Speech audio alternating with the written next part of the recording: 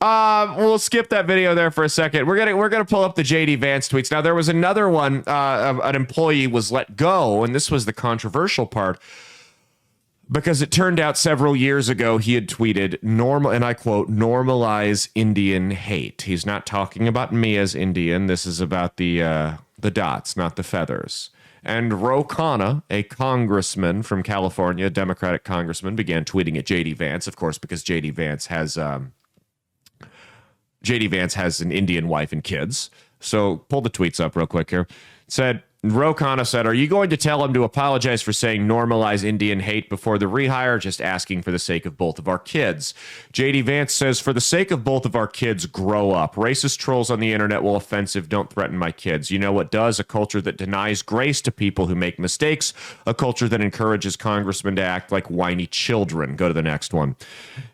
Vance goes on to say, I cannot overstate how much I loathe this emotional blackmail pretending to be concerned. My kids, God willing, will be risk takers.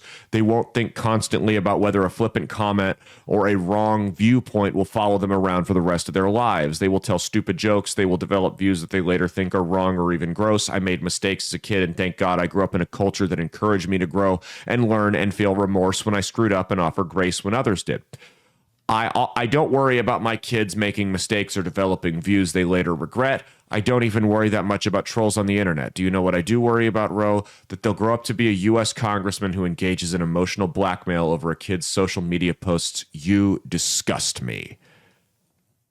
That's my vice president. I mean, I'm glad, like, the guy manages to tear people down, not like Trump, but like while being very professional about it. Something I'm incapable of. I'll just go off and start insulting your weight or your mother or something like that.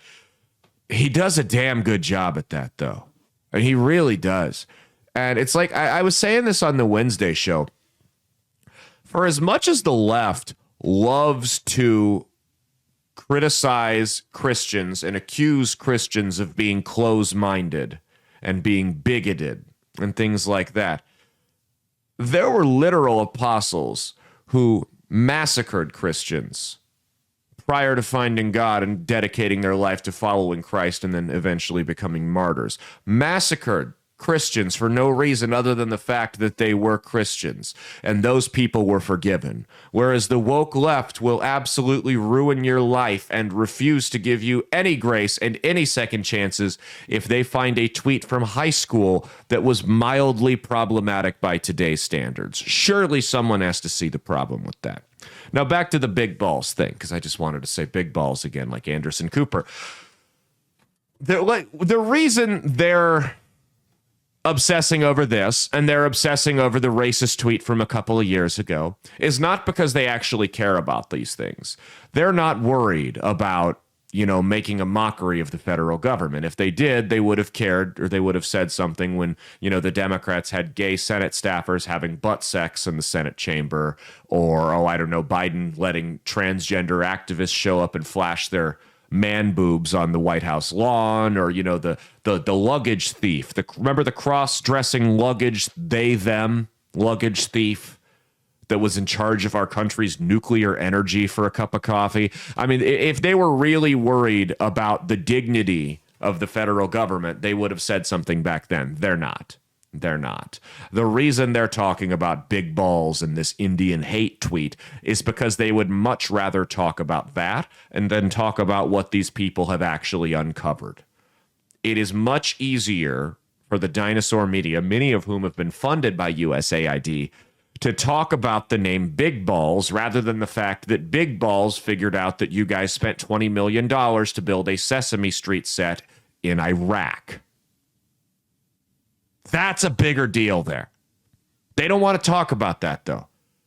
The media that they paint alternative media shows like mine as a bunch of crackpots and whack jobs and people who are unserious.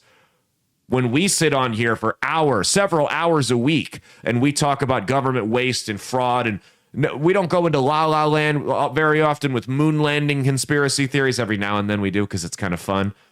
But we talk about legitimate government cover-ups, corruption, fraud, waste, and they spend their entire time talking about big balls. Yet they want to sit here and say we're the ones who are unserious. It's repulsive.